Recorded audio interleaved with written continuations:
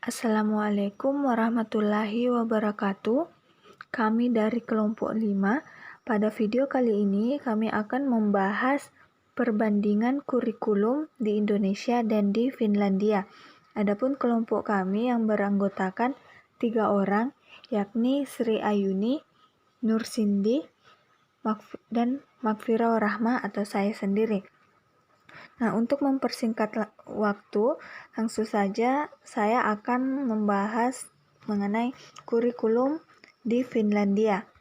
Nah, kurikulum di Finlandia ini tidak sepadat kurikulum yang diberlakukan di negara-negara lainnya, khususnya di negara Asia. Anak-anak di Finlandia menghabiskan waktu lebih sedikit di sekolah, di mana jam sekolah di Finlandia itu dimulai pada pukul 8 atau 9 pagi sampai pukul 1 atau 2 siang. Tiap siswa belajar 45 menit dan setelah itu siswa diberikan waktu istirahat selama 15 menit. Nah, jadi bisa dikatakan bahwa waktu belajar di sekolah dalam sehari yaitu sekitar 3 jam 45 menit. Nah, kemudian sistem pendidikan Finlandia sangat menitik beratkan bimbingan bagi siswa yang mengalami kesulitan belajar dibandingkan anak-anak di negara lain. Nah, Finlandia ini optimis bahwa hasil terbaik hanya dapat dicapai bila kita lebih memperhatikan siswa yang kurang daripada terlalu menekankan target kepada siswa yang unggul. Dengan begitu, tidak ada anak-anak yang merasa tertinggal. Nah, salah satu prinsip kurikulum di Finlandia adalah non-discrimination and equal treatment, yang berarti tidak ada diskriminasi dan mendapat perlakuan yang sama. Jadi, di Finlandia ini semua siswa itu punya hak yang sama dalam pendidikan. Tidak ada perbedaan antara si kaya dan si miskin. Begitu pula semua sekolah tidak ada yang dibedakan baik itu sekolah favorit atau tidak.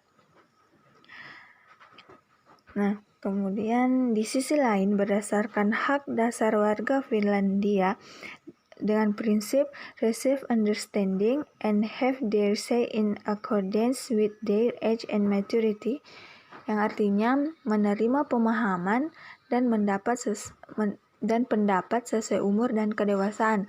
Jadi siswanya itu memiliki hak mendapatkan ilmu sesuai umur mereka tanpa adanya diskriminasi. Kemudian mata pelajaran inti yang ditetapkan di sekolah dasar adalah bahasa ibu dan sastra. Bahasa resmi lainnya satu bahasa asing seperti bahasa Inggris, Jerman, dan Itali. Pendidikan lingkungan, pendidikan kesehatan, pendidikan agama atau etika, ilmu sejarah, ilmu sosial, matematika, fisika, kimia, biologi, geografi, psikologi, musik, seni, dan kerajinan, serta ilmu ekonomi rumah tangga.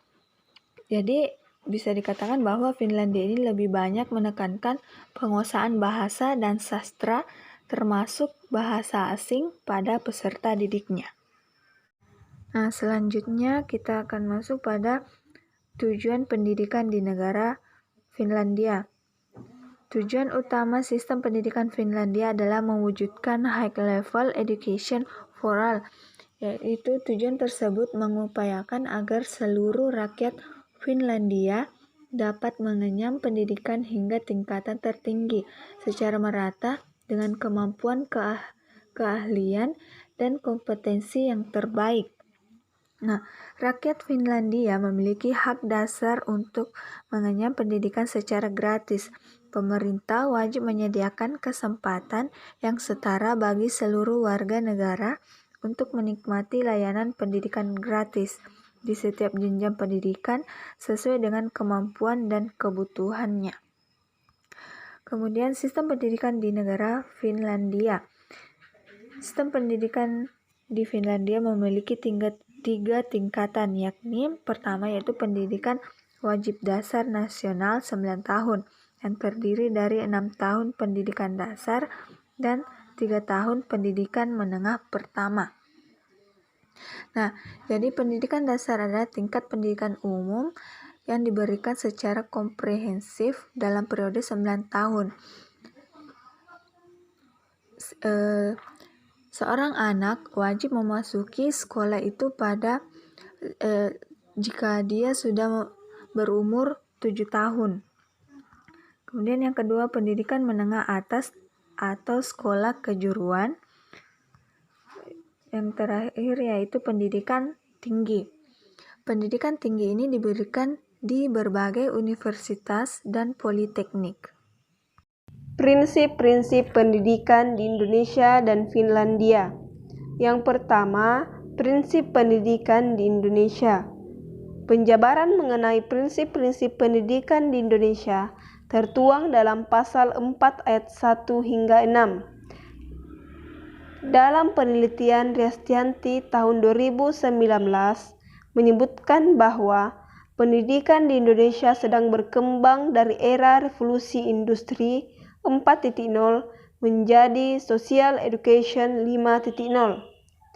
Di dalamnya mengisyaratkan agar penerapan pendidikan harus dilakukan dengan demokratis serta berkeadilan dan tidak diskriminatif, dengan menjunjung tinggi hak asasi manusia, nilai keagamaan, nilai kultural, serta kemajemukan bangsa.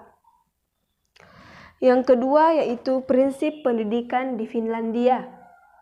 Pemerintah Finlandia menjamin kesejahteraan intelektual, fisik, dan ekonomi melalui akses pendidikan seluas-luasnya bagi warga negaranya. Prinsip kompetisi atau persaingan tidak diterima di negara ini. Pasalnya, publik Finlandia berpegang teguh pada keyakinan prinsip keadilan atau equity. Warga negara Finlandia menjunjung tinggi prinsip kesetaraan atau equality dan keadilan atau equity, serta bertolak belakang atau tidak menyetujui pengelolaan sekolah. Baiklah, materi selanjutnya yaitu perbandingan kurikulum di Indonesia dan Finlandia. Perbandingannya yaitu yang pertama, pendidikan di Indonesia itu dipenuhi dengan tes evaluasi seperti ulangan harian, ulangan mid semester, ulangan umum atau kenaikan kelas, dan ujian nasional. Sedangkan di Finlandia menganut kebijakan mengurangi tes. Jadi sesedikit mungkin tidak ada ujian nasional sampai siswa yang menyelesaikan pendidikan SMA mengikuti matriculation, exmatriculation atau ujian matrikulasi untuk masuk perguruan tinggi. Yang kedua, KKM atau kriteria ketuntasan minimal, menyebabkan siswa yang gagal tes harus mengikuti tes remedial dan masih ada tinggal kelas. Namun sebaliknya, di Finlandia menganut kebijakan automatic promotion. Yang ketiga, kualifikasi guru SD di Indonesia masih mengejar setara dengan S1. Sedangkan di Finlandia semua guru tamatan S2. Keempat, Indonesia masih sibuk memaksa guru membuat silabus dan RPP yang mengikuti model dari pusat. Di Finlandia, para guru bebas memilih bentuk atau model persiapan mengajar dan memilih metode serta buku pelajaran yang sesuai dengan pertimbangannya. Yang kelima, di Indonesia jarang sekali guru yang menciptakan suasana proses belajar mengajar yang menyenangkan atau learning is fun. Melalui penerapan belajar aktif, bahkan lebih dinominasi metode belajar mengajar satu arah seperti ceramah. Sedangkan di Finlandia kebanyakan guru menciptakan suasana belajar yang menyenangkan. Nomor keenam, di Indonesia dikembangkan klasifikasi kualitas kelas dalam kelas reguler dan kelas anak pintar. kelas anak lamban berbahasa Indonesia, dan kelas bilingual, dan membuat pengkastaan sekolah. Sebaliknya, di Finlandia tidak ada pengkastaan siswa dan pengkastaan sekolah. Sekolah swasta mendapat besaran dana yang sama dengan sekolah negeri. Tidak ada sebuah perbedaan di antara sekolah-sekolah di Finlandia.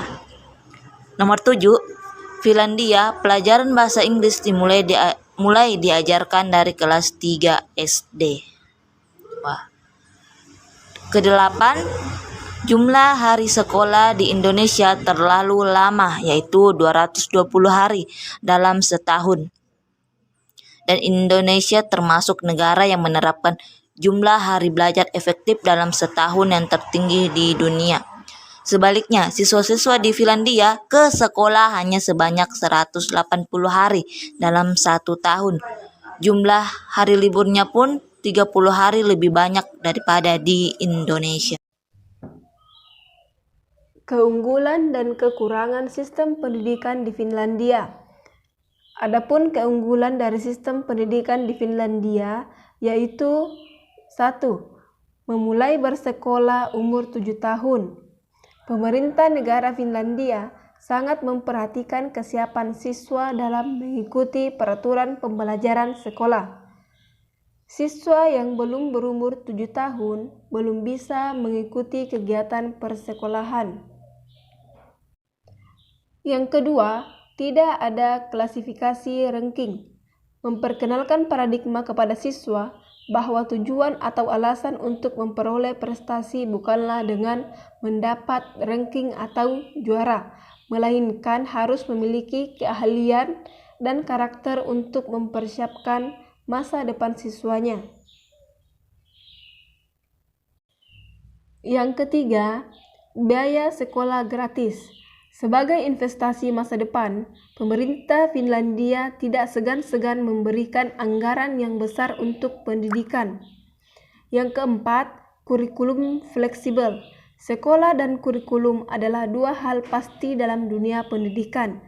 Kurikulum memang salah satu faktor penting dalam meningkatkan kualitas pendidikan, tapi bukan berarti satu-satunya faktor besar.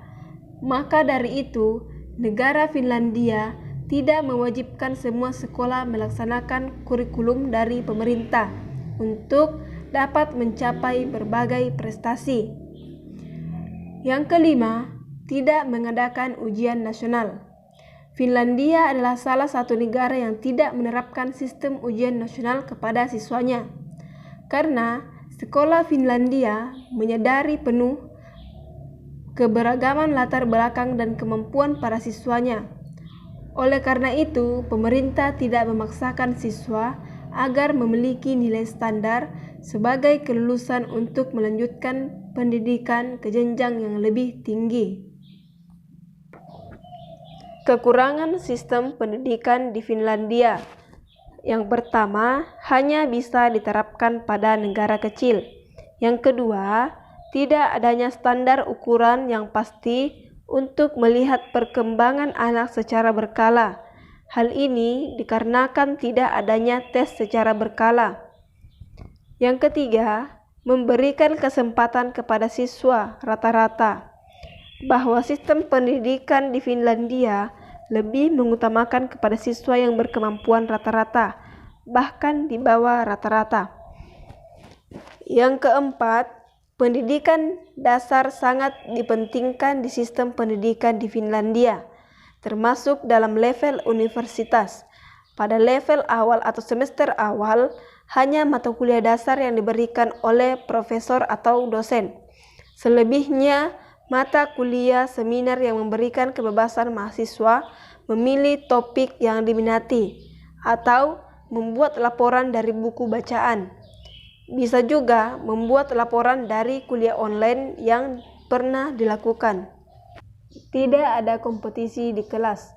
Karena tidak ada kompetisi dalam kelas sejak sekolah dasar, mengakibatkan siswa kurang bekerja keras atau ekstra keras dalam mencapai sesuatu.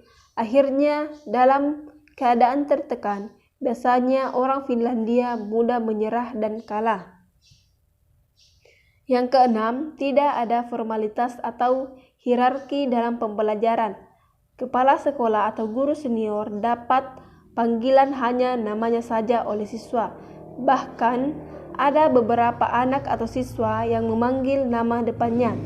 Hal ini menurut saya penghormatannya sangat kurang bagi seorang siswa kepada kepala sekolah, gurunya, dan orang tua dalam memanggil nama-nama mereka. Itulah tadi pemaparan materi dari kelompok kami. Cukup sekian dan terima kasih. Wassalamualaikum warahmatullahi wabarakatuh.